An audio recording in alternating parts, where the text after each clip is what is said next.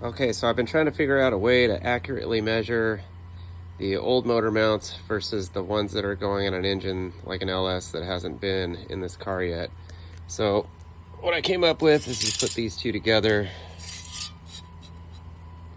and now you can measure between the points.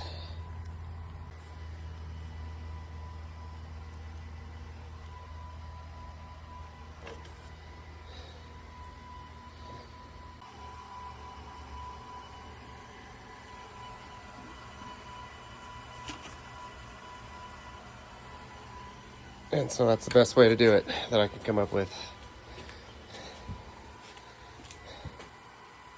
Thank you.